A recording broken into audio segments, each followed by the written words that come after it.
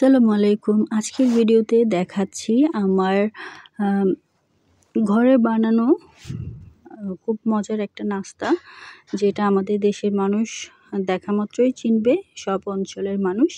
আর সেটা হচ্ছে খাজা। আমি প্রথমেই ক্ষমা চেয়ে নিচ্ছি, আমার খাজাটা কিন্তু পারফেক্ট হয়নি।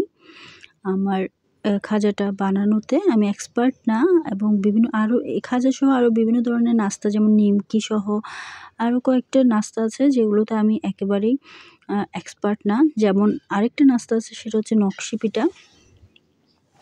সেটা আমি ট্রাই করতেও ভয় পাই।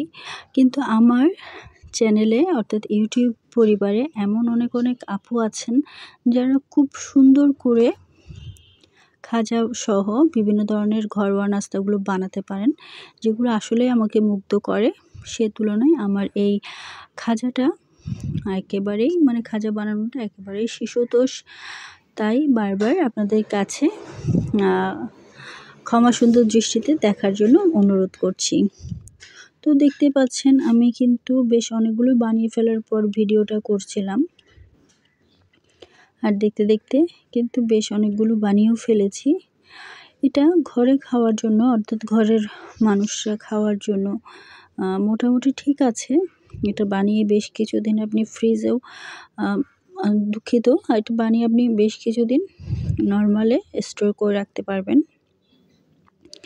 আর এখানে আমি শিরাটাও কিন্তু বানিয়ে নিয়েছিলাম, আর দেখতেই পাচ্ছেন খুব বেশি কিন্তু সুন্দর হয়নি দেখতে আমার বানানো খাজাগুলো।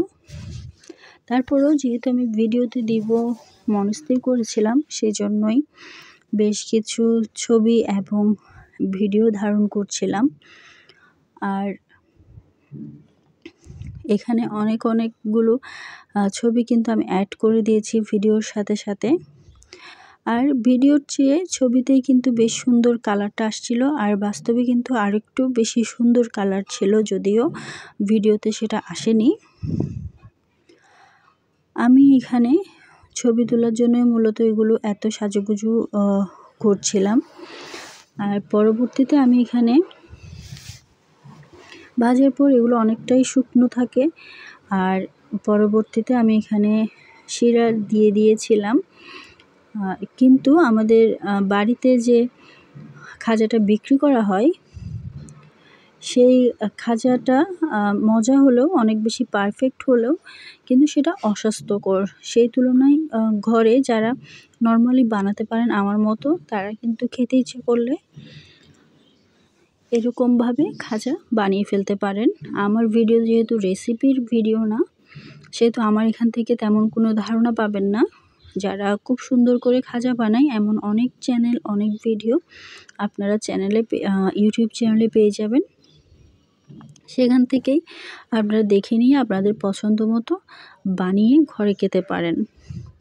আমার মনে হয় যতটুকু সম্ভব বাইরে বানানো খাবারগুলো অ্যাভয়েড করা উচিত, এবং ঘরের সেটা যেমনই হোক, দেখতে যতই অসুন্দর হোক, যতই ইমপারফেক্ট হোক, আমাদের উচিত কিন্তু ঘরে বানিয়েই সেটা নিজেরা খাওয়া এবং ঘরের সদস্যদের খাওয়ানো।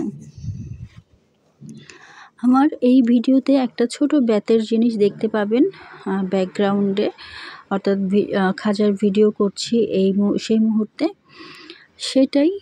সেটা কিন্তু একটা বেতের ফ্লাওয়ার বাস, যেটা আমি ভ্যান থেকে কিনেছিলাম। এই ধরনের অনেক বেতের জিনিস কিন্তু আপনারা এখন অ্যাভেলেবেল পেয়ে যাবেন বিভিন্ন ধরনের ভ্যানে। আমি বের হলেই প্রায় সময় কিন্তু এরকম অনেক সুন্দর বেতের জিনিস দেখতে পাই, যেটা আমার অনেক সুন্দর লাগে, যেগুলো অনেক বেশি রুচির পরিচয় বহন করে। আর এই খাজাগুলো যেদিন বানিয়েছিলাম, সেদিন আমি গ্রাম থেকে শহরে চলে আসছিলাম, আর সেটার একটা ছবিও আমি অ্যাড করে দিয়েছি। আর আমার হাজব্যান্ডকে বলেছিলাম, আমার ননদ, তারপর আমার চাচি শাশুড়ি, ওনাদের জন্য কিছু নিয়ে যেতে। তো সে এগুলো নিয়ে গিয়ে আমাকে ছবি দিয়েছিল, সেটাও একটু অ্যাড করে দিলাম। তো এই তো আজকের ভিডিওটা আমি এতটুকুই রাখছি। আশা করছি আপনাদের দোয়ায় রাখবেন। আল্লাহ হাফেজ।